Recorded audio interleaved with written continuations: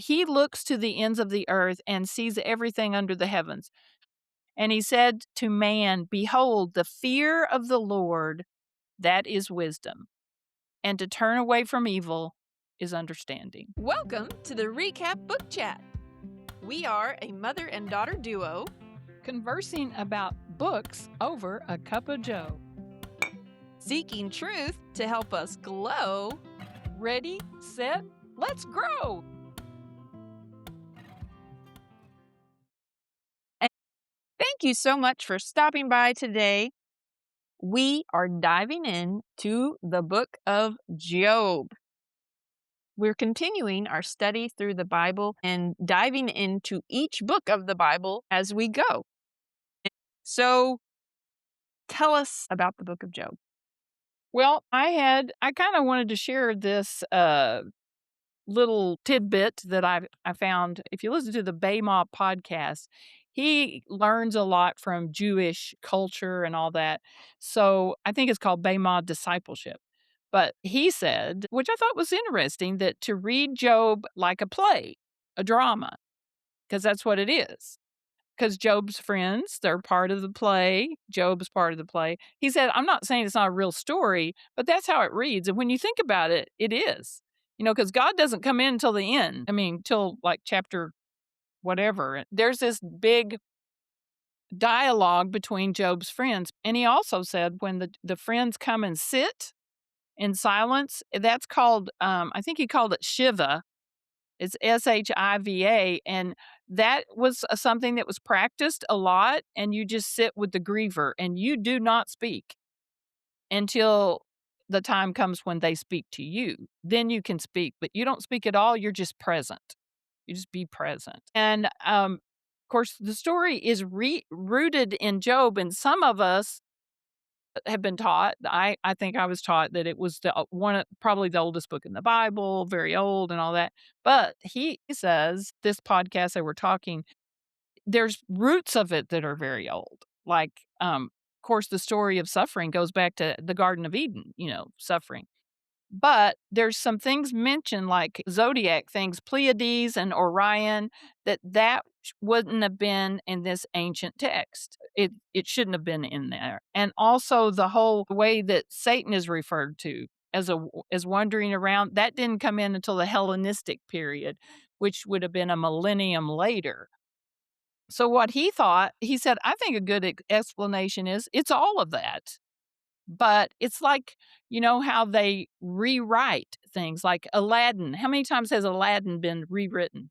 Or Dracula, and it's rewritten for the time because, and we just talked about that Babylonian captivity, that would have been a great time for this to be written. And he said, that's when I think this version of the story was written. Because who needed a story about suffering more than those people? And another side note was he thinks the wife, he said, if you go by Midrash, that their teaching is that his wife, the one that says, why don't you curse God and die? He thinks that she's Dinah from the brothers, Jacob's daughter with Leah. Interesting. Yeah. I thought, wow. And then it's a chiasm, and I tried to look up chiasm. So that is when you have a nesting structure. So the first part responds to the last part, and then the second part responds to the second to last. And he said, this one is like chiasm on steroids. It's like beautiful. Is that like a Hebrew poetic format? I mean, we even do that today, but it's when you repeat, like Jesus said, this is a little bitty one, but man was not made for the Sabbath. The Sabbath was made for man. So you turn things around and you flip them. Well, he got that because that was a common practice. And he also said, like, chapter 28 is the center of the book if you do this chiasmic thing. And that's where the meaning can lie in the very center. And that is where it's talking about mining and all that. And it ends with behold, the fear of the Lord, that is wisdom, which kind of goes with Solomon. What did Solomon say? But yeah. And it goes with the awe of God, which coming soon. That's a really good book that we will be doing in the future. And then just a side note, it mentions lapis lazuli 2 times in chapter 28, which goes with Emma. Oh, lapis lazuli? Yeah, lapis Yeah, lazuli, yeah, which I thought was funny. that's cool. So so who wrote it? It's anonymous. When it was written, we're thinking between 7th and 4th century BC. That's the Persian period. So now let's dive into why it was written. Well, I think it was written to I think Jonah said it in maybe the Ecclesiastes episode that we don't need to know everything. I mean, you think, here's this man suffering over doing good. I mean, he's actually suffering because he did good. He did the right thing. And then Satan's like, yeah, that's because you have a hedge around him. Well, but that's not the point. The point is, God had enough faith in him to say, have you considered my servant Job? So, what if when you are suffering, that's your chance to suffer and grow closer to God because suffering brings you closer to God. It's the trials in your life, if handled correctly. I mean, of course, they can drive you away from God, but if you're seeking God and you run through the fire, that's going to refine you and that's going to draw you closer. And you can just see it in Job. It's beautiful. When he's asking God all these questions, asking and, like that, demanding God answer. And then when God shows up, he puts his hand over his mouth and, he's like, and it's beautiful, well written, that it's about perspective, Yeah, your I agree. perspective. I agree. I feel like it was definitely written to explore those profound questions that I think we all have about what you said, human suffering, and then about God's justice and also the limits of human wisdom. Like we're very limited. And I like how this brings that out that we just can't understand God fully. We can't. And there's a mystery about him. There's a mystery about how things work. And and I like it that it dismantles that kind of the overly simplistic notion that punishment theology that because you sinned, you're being punished because with suffering. I think there are consequences to sin that do involve suffering, but that's not always the case, and we see that with Job. And I thought it's almost like a PSA. Do you remember the PSAs they used to do?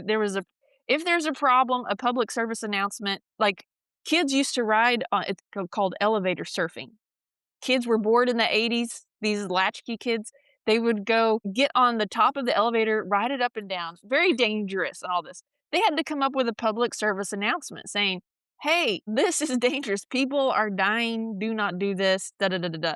I feel like the book of Job is almost a public service announcement for humans because we have this wrong idea of suffering. Why? And we're blaming God, we're calling him unjust, we're judging God, and we have all these wrong notions about it. And I feel like Job's like, hey, let's just set the record straight that suffering is more complex and mysterious than we realize, and we have to be okay with that.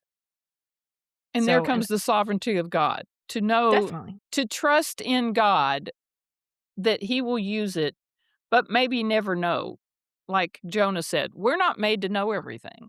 And doesn't matter how much, and we talked about that in Ecclesiastes, the danger of man putting too much on his search for knowledge. We're supposed to be searching for God, not knowledge.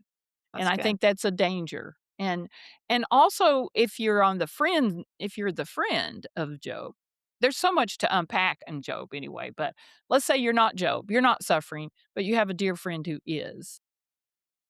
What does that friend do? Man, it teaches us to just be present.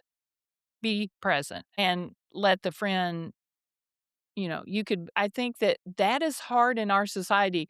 We want to voice our opinion.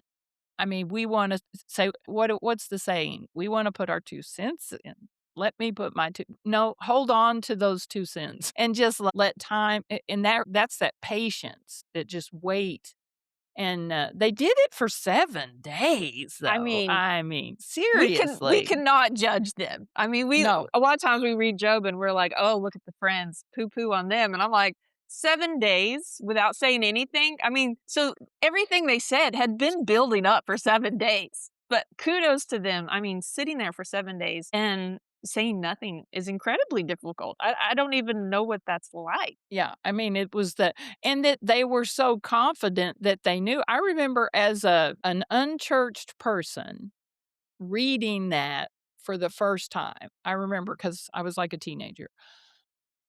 I mean, I thought some of what they said was good. I mean, I was underlining it, you know. I was like, "Oh, that's good. Oh, that," and then when I get further on and God speaks up, I'm like, "Oh, I'm gonna erase all that," because he was not happy with the friends at all. You know, remember the situation when Jesus is teaching and those friends of the paralytic remove the roof and they're lowering him? Jesus said, I mean, it says that Jesus saw their faith. Well, that was the friend's faith. I mean, we don't even know if the paralytic had any faith, but he saw the friend's faith. God connects with friends. I mean, it's powerful. I mean, Jesus, he knew he was going to raise Lazarus, didn't he? But he cried. He wept because that's emotional, and he was present. Talking about someone that is the epitome could epitomize being present, it would be Jesus. Whoa. I I mean, mean, he is yeah, right in that moment. you make a great point, especially dealing with grief. We're so uncomfortable with grief, we wanna fix it. We Mm, have this wrong idea that we should live in this happy plane all the time, and someone dips down, we're like, "Oh, gotta get back up here. Hey, hey, hey," and all the platitudes, "Well, they're in a better place. Come on, come back up here." And it's mm. like, we don't but Jesus didn't do that. Like you said, he wept. He went to the grief level. Well said, Kate. Very well. I mean, that is so powerful what you just said. Man.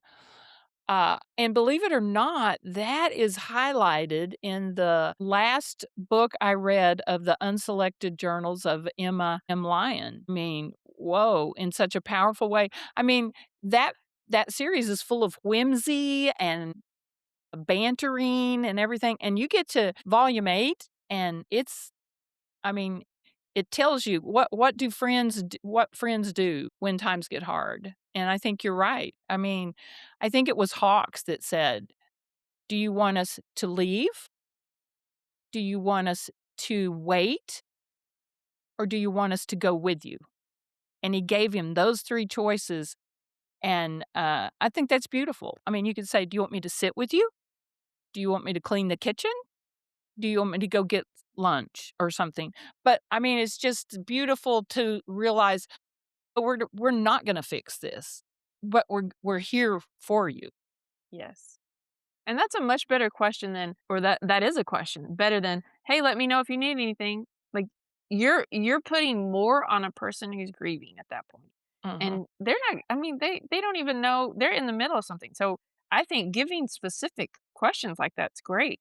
Like, can I get you lunch? Can I clean? Can I go take care of the kids? What can I do in this moment?" I That's mean, and if great. you're really close to him, you could just clean the kitchen, without even because sometimes people don't even know what but it would be a close friend. I did that once to a friend of mine. She was, I think, sick, and her kitchen was a wreck, and I just cleaned it. And I didn't ask because if you ask some people, because you know your friend, if you ask some, they're gonna say, "No, I don't need anything." Because that's what "How are you?" "I'm fine." I mean, you could have just do you think Job said that when someone said, "How are you doing, Job?" "Fine." I think he was And and that's it the other thing that this book I feel like that's a key thing of why this book was written. It really does encourage honest lament. It wants us to bring the raw pain directly to God. And there's something about, again, our society, I feel like this culture was great at lamenting. Mhm. I mean, there's whole things in Psalms that are laments, and pretty much this whole book is a lament, the book of Job. We don't really do that anymore. Again, I feel like under the lie that life should just be so happy and fun all the time. And we don't understand life is made up of many different things. And suffering is a big part of life, and it's an important part. I think you're right, like, think of the longest funeral you've ever been to. Let's say you went to one and it was 2 hours. That would be long, really long, even if it was 3 hours. But they mourned days, like, for Moses, like, 40 days or something. Even when Jacob died down in Egypt, they mourned, days. So, I don't know that we get that. We don't, Well, and if you go back to World War II time, like, and I don't know if they did this in America, I think they did, but I know in England they did, if you wore a black armband, you put that on your arm, you're telling Mhm, everyone you're in mourning, you've lost someone. I feel like we should get back to that. Why did that go away? Why are we masking up and saying everything's okay when it's not? I think wear it on your sleeve. mhm. I think that's a great idea. Why do you think that, what brought the change about not, because you're right. I remember reading a book, I think it was Rufus N. or one of the Eleanor Estes books, and if you had a family member they had different flags, and I don't remember what they are, but you would put them in your window or hang them up, and one meant you had someone fighting in the war, and one meant that you lost someone, and so the whole neighborhood would know. You know, it would be like, "My sorrow is, too much for me to bear. Would you help me? Would you?" I mean, you could just be driving by. If you saw that, you would say, "I need to pray for her," But and like in Gone with the Wind, she's wearing black because she's a widow, but not that Scarlett is really mourning, but and you're supposed to wear it for a year. You're supposed to be in black for a year. Which I look pretty good in black. You think, "Well, we could do that." But I'm thinking that Job is I think we know that humans aren't the source of wisdom, that God is, and that teaches us if you read Job and that's what you get out of that, that's good. I mean, really, that's huge to realize if you're seeking it from humans, because there's a lot of humans you could say, "Oh, this guy knows what's going on," and then they may fall. So if you follow God, you're not gonna have that happen That's to you. true. Let's back up a little bit. I think I forgot about the summary. So just to let you know what's going on, this book, Job, he's introduced as this very righteous, very prosperous man, and we see this scene take place in heaven, and we see the accuser, who is Satan, and challenges God, saying that Job is only faithful because he's blessed, and he's like, well, of course he's going to be faithful because look at all the blessings. And so we see God permit the accuser to test Job by taking away his wealth, his children, and his health. And so he goes through and he suffers immensely, but he never curses God. And so that's what, and we were talking about his friends earlier. They show up after he's lost everything except his wife, and his friends come to comfort him. And like you said, they sat with him for 7 days without saying anything. And then the majority of Job is this very lengthy, poetic, kind of play like dialogue that takes place that is kind of talking about suffering. They believe that suffering results from sin. They're like, Job, you just need to repent, man. Like, what did you do? You must have done something horrible. And Job just keeps saying, I'm innocent. And he's taking his pain to God, but he's also demanding answers from God. So that's kind of where but when God finally speaks, it's amazing and he sets everything to right, but never really gives the neat answer that we want. Doesn't really give us the full explanation that we want. Mostly because we can't handle it. We're limited. We can't understand God's vastness. We can't understand how things are created and how everything works together. We just really need to trust God. And God's basically saying he's laying that all out for Job. Yeah, like I do think, I think it might have been David that said, "God is," that was in Ecclesiastes too. God is, maybe it's Solomon, but "God is in heaven, I'm on earth, let my words be few," because we can't understand the mind of God. But it is beautiful when he asked the questions like, "Did you tell the water to stop? Did you do this? Did you do that? Did you give this to the horse?" And you see a mind shift in Job that I don't think Job wanted to know anymore, because he put his hand over his mouth. So I think he's like, what is that the military says, need to know? We don't need to know everything. Like when you have little kids and you're raising them and you don't go into this big diatribe you don't read the book of Pinocchio to get your kids not to lie when they are 4 years old, because they're not going to understand that. But you're just wanting them to know. But later on, you might read that because, like you said, sin has consequences and everything. So because some sin has consequences. It's our human nature to assume that all sin has consequences. Not that this is actually a wager and that he is kind of like Noah. Noah was blameless. That's a totally different scenario. Why was he building the ark? No one else got that job. He got that job because he was blameless. And blameless doesn't mean without blame. It just means they're walking with God. And They're and I seeking think, God. yeah, they're seeking God. So, and at the end of the day, that's what we all want. We all want to be seekers of God. And really, if you think about it, if you go back to the Garden of Eden, we mentioned that. Were were Adam and Eve more fulfilled and content and joyful knowing less? I would say yes. Oh, yeah, definitely. Before they knew about sin and what that felt like, and before they knew more after they were kicked out of the garden, but does knowing more make your life better? No, I That would argue is not. a powerful point. Have you ever done this? You go down a rabbit hole or a deep dive, and then you get slapped in the face.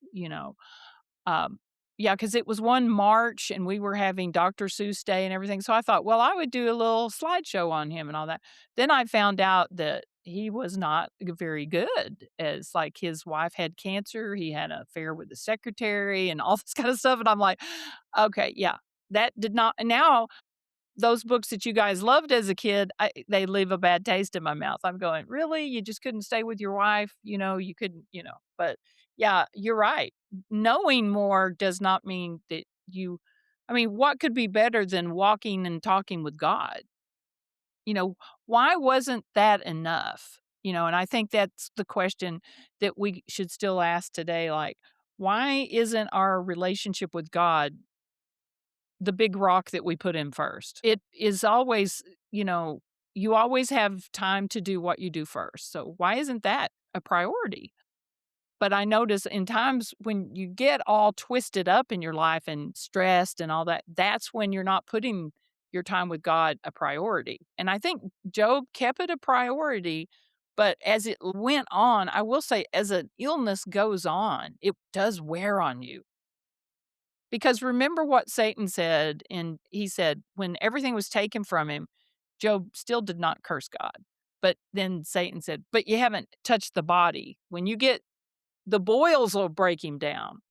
Well, and really, was it that? Or was it the loss of his reputation? And his friends are basically saying, hey, you're this bad person. You've done something super bad. And so I feel like his friends kind of pushed him over that edge because before they had the conversation, it says, he was dealing with it. I mean, he still, one of my quotes I wrote down is Job 121. Naked I came from my mother's womb, naked I shall return there. The Lord gave and the Lord has taken away. Blessed be the name of the Lord. So it's not like he's happy about it, but he's leaving it at that. Like, hey, God takes it, God gives and God takes it. But then we see after his friends are accusing him, just like the accuser, I think we have to be real careful when we accuse Mhm. because we don't see God accusing. I feel like that's, Jesus is, he's our mediator. And we see accusations coming from Satan. That's why he's called the accuser. True. Very, very well said. I mean, when you think about what would be the point in me going to somebody's house to help them and me point out everything they've done wrong, you know? So I don't think that's probably why they went to sit with Job, but I think that there's a bit of maybe pride there because, hey, you're healthy. Nothing's wrong with you. So the powers that be are shining on me, so I'm gonna tell you what. It's kinda like somebody that's had an, addiction problem. A lot of people get hooked on pain medication or everything. Well, someone that has never been in pain, never had a surgery go wrong, never really, they do not need to be judging that person. Like, I was talking to your brother yesterday, and somebody had told him when he was gonna have hernia surgery, that it's not a big deal. It's just easy, just like a vasectomy, and your brother went, his vasectomy, it was terrible. The lady botched the job, and I mean, and he was out for so long, then his back went out, and then it just cascaded a bunch of things. So, it's all about, I think you always say, "What's the one word?" I'll just give mine early, is perspective. Your perspective is huge. And sometimes sharing your perspective is a good thing if it will build the other person up, if it brings them closer to God. But if it doesn't, then I think you don't have to say everything you think. That's true. You make a good point that we come into that we wanna fix it, but there is an element of pride in that because we want the, "Oh, I helped you so much. I helped you fix this da da da. I wanna get you, again, to that happy level," but it's a lot harder just to say, "I'm here for you. You know, let's process this. I will help you process it," but not be so prideful. Yeah, like, "My life is good. You should take advice from me." Like that. Well, yeah, that is well said. We're reading Emma by Jane Austen, and Emma is a bit of a matchmaker, and she thinks she's really good at it. Mhm. And Mr. Knightley says, "You need to leave it alone. You don't need to do that." But pride, I guess, I never thought about it as being prideful because I was thinking she was trying to be helpful, but it goes awry. So Mr. Knightley was actually who she should have listened to him. But we do, I guess, think you want to say, "Solve the problem. I did it. I did it." Yeah, that's And you see that in Emma with her Miss Taylor getting married. She's like, "Oh, I matched them." She wanted some accolades for the pair coming together. so Yeah. maybe Job's friends were kinda like that, and maybe they wanted each one of them wanted to be the one that helped him.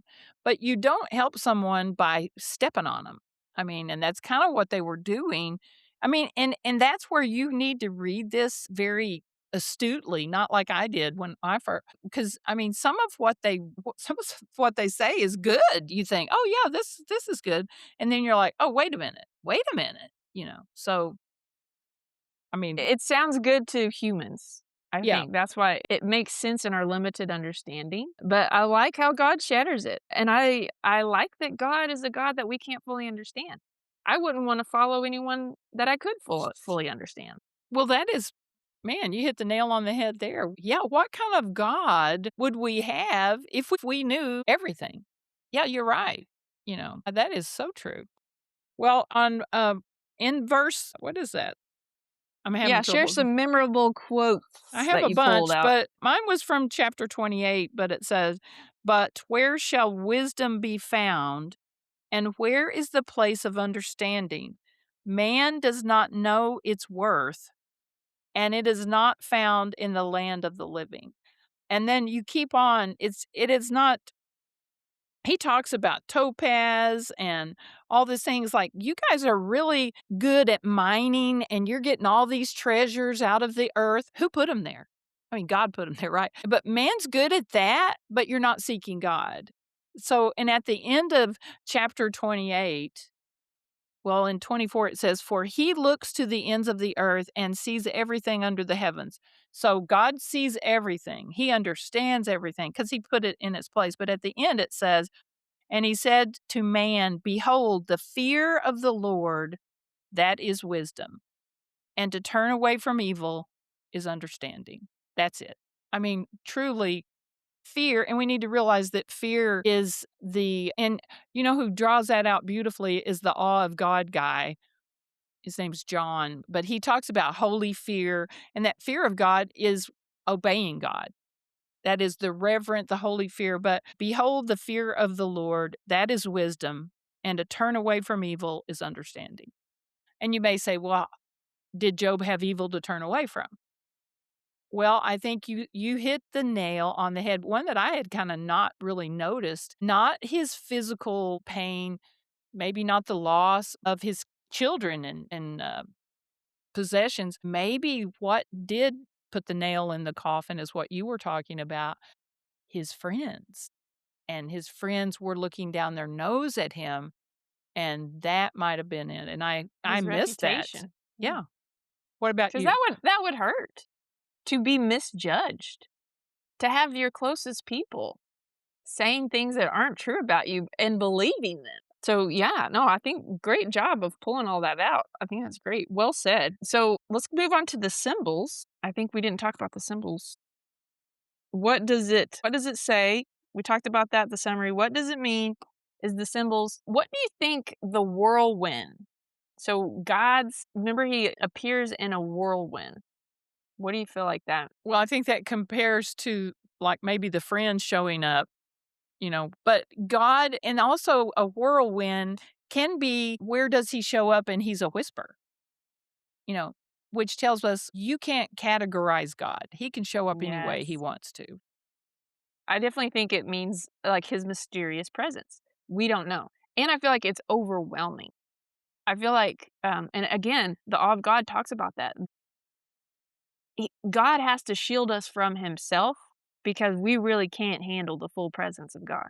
So there's so many times, like, when he shows characters throughout the Bible, there he's not showing his full presence because it's just you can't see that and live, basically. But I thought that was interesting, the whirlwind, and that he's talking from the whirlwind. Like, how scary would that be? There's a whirlwind that's talking to you. It's basically like a tornado. There's a Mhm. tornado and it starts talking. There's voice coming out of the tornado. I mean, I don't know if we fully get the picture of how terrifying that would be. Well, because we don't live at, we don't, I think we go through our emotions and and we don't, like the same God that sends the misty rain is the God that does the typhoon. I mean, he can be either one. God that we're in a drought, but we had a rain yesterday. It was beautiful. But the same God that sent the rain, well, that he sent the drought as well. And so you pray for rain. They used to say, pray for rain and carry an umbrella. I say, pray for rain and just be looking for God to send it when we need it most because we're not on his timetable. But I mean, I don't think if you carry the umbrella, that's like you have to send it right now, God. But he's going to send it when he sends it. And we've got to be okay with that. Cuz man, Job came through this and he was better than he was before, That's but he true. had to But go through. I do tell my boys, asking is free, and the Bible does says, "You have not because you ask not." So I do think it's important to ask. Asking is free. I think seek first the kingdom of God, and everything else will be added unto you. Ask, seek, and knock. And Mhm. me personally, I don't always ask because I just don't want to be a bother. I'm like, well, it's probably not that important. But it's like, you have not because you ask not. So there is an element of ask, do that. Well, and I think, like, and ask and then know that God's gonna do the right thing, because that's what Paul did, and Paul shows us that because 3 times he asked for the thorn in the flesh to be removed, and then he quit after 3 times because his grace is sufficient for me. And so there is a part of us that instead of don't just ask and don't just have a list to ask, but also be thankful and come to him grateful that Jesus is that bridge that we can talk to God. And if you read, I think it's beautiful to read the Old Testament and you say, oh my goodness, the whole thing of all that they had to do. I mean, yeah, I've just read about Nadab and Abihu, and they thought they'd just make that incense a little better, and then pow. All the things and what about Uzzah? He thought, oh, the cart's going to fall. I better study it. Pow. I mean, not study it, steady it. But, just all of that. Sometimes justice comes quickly. But then look at King Saul. I mean, he went downhill very slowly, you know. But I think the whole thing is trusting in God. There is one prayer that when the servant went, was it Isaac's servant? No, I think it's Abraham's servant. He went and he prayed, and while he's praying, God answered the prayer, and up comes Rebecca. That prayer was answered while it was being prayed.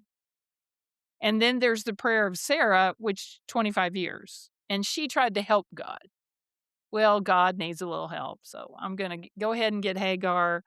God needs some help. And I think waiting is hard, and Job shows us how to wait in the pain and wait through all that and just say, well, like you quoted, naked I came into the world, naked I'll leave. It's not about my circumstance, it's about my relationship with God. And I That's think he good. got that at the end. He Well, did yeah. get it. I wanna hear some more quotes that you pulled out. Well, I'm looking for the one that's in Secretariat. Did you know that Secretariat quotes, Job? No. Well, while you're looking, I I found thought it. this one okay. Yeah, this says, "Do you give the horse his might? Do you clothe his neck with a mane? Do you make him leap like the locust? His majestic snorting is terrifying. His paws in the valley and he paws in the valley and exults in his strength. He goes out to meet the weapons. He laughs at fear and is not dismayed. He does not turn back from the sword. Upon him rattle the quiver, the flashing spear, and the javelin. With fierceness and rage, he swallows the ground. I love that. He cannot stand still at the sound of the trumpet. When the trumpet sounds, he says, aha, he smells the battle from afar. The thunder of the captains and the shouting. It goes on. But isn't that? He cannot stand still. And it shows that in Secretariat. They're pawing at the ground. They're just ready to go. And when they open the gates, like but he That's a cannot. great connection. I didn't realize that. What about you? Well, I have the funny one was Job 13:5. On that you would keep silent and it would be your wisdom. So, I was like, that's good for all of us to know. Sometimes being quiet is wisdom and not speaking, and I think he was talking to his friends. I thought that was funny. But then my favorite one, Job 19:25. For I know that my Redeemer lives, and at the last he will stand upon the earth. So, and that's a song, Mm. but for I know that my Redeemer lives. I love that. There is so much in the book. I mean, it's a book of depth, It quite a bit really of is. that you can apply. And then I really like the idea that we need to embrace that God remains good and just, even in the midst of unexplained pain. Because when we are suffering, when we are in pain, we want to blame, and God gets the blame for a lot of that. And it's like the book of Job sets that straight, that God is still good and just, even if we are suffering. That doesn't mean that he's unjust or not good. And we just Powerful. have to hold on to that truth. God is good, God is just no matter what. You That is well said. You pointed it out, like, we need to be seeking that, though, seeking his and in chapter 40, it says, "Dress for action like a man." God is talking to Job saying, "Be a man," and I connected that to the Count of Monte Cristo. It says, "Come now, be a man. We are used to adversity. Let's not be crushed by a mere disappointment." That's a great quote. And Good I was just connection. like, yeah, well, because of when you were talking about, society is different. Like you said, people, man, they don't really want you to grieve very long. They want to fix it. Here's a chocolate cake. Be happy, But in this time, God is telling Job, he didn't say, I'll take it all away. I'll do this. Because at the beginning, if he said, oh, you're going to go through some hard times, Job, and you know, but it'll be okay in the end. He didn't say that. But he's telling him, dress for action like a man. And our men have gotten a bad rap, like toxic masculinity and stuff like that, which I see that. And I do think our society is different. There's a comedian, his name is Tim Hawkins, I think, and he talks about nowadays when you go through a drive-through, the mother's like, "Did you get the sauce you want? What sauce did you want? What's your order?" And he said, "This is how it was when I was a kid. My dad was a hardworking man. He drove through McDonald's. He got a cherry pie, one cherry pie, and I think he had five. The six of us watched him eat it. That was our childhood." And I just thought, yeah, that's kind of how we think today that's unfair. And kids are very like entitled in school. Like, why does he get to do this? There's a thing in school, and it was like if you had a certain IEP, then you could use like rulers or different things. You didn't have to use the ruler that was in the test. You could use different things or whatnot. And the kids see that and they're like, well, but all you have to do to drive that point home is just put a Band-Aid on every kid in the class and only one have a cut. Do they all need the Band-Aid? Or do they all need glasses? I mean, it's something our society's kinda missed. Does everyone need a trophy? Or why don't we just give the trophy to the one who won?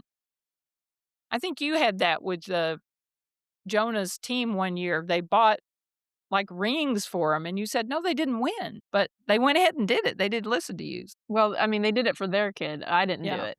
yeah. Well, good for you, but it's hard. It's hard, but you're gonna have to swim upstream, and Job did that.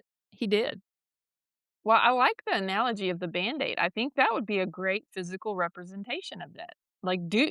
Just go randomly put a Band-Aid on every if you have a class or at home, and they're like, "What?"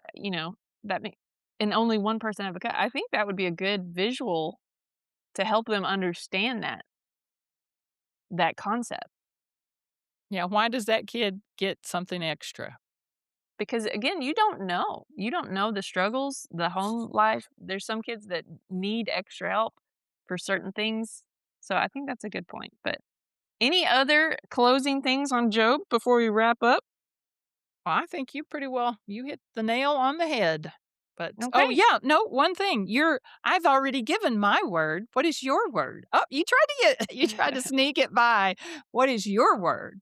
Mine is perspective. I know, and I think you nailed it. I think that is the one actually. I think that's what I should go with because the one that I keep coming back to is suffering. It's Well, just why don't suffering. your word can be suffering and my But word could be I like perspective. I like perspective better than suffering. Suffering because I want a full picture of it, and I feel like perspective is a bit like suffering does give you perspective. So, Oh, okay. Okay. suffering Well, is I'll on the share it with road. you. I'll share it I with feel you. like let's say we start with suffering and we end with perspective because Okay. that suffering gets you to perspective. So, All right. okay. Well, that is a wrap on the book of Job. And thank you for suffering with us through this text. And we hope that you know how special you are. And we hope together that we can spread the love of reading. And so let's connect. To reflect. Catch you on the next one.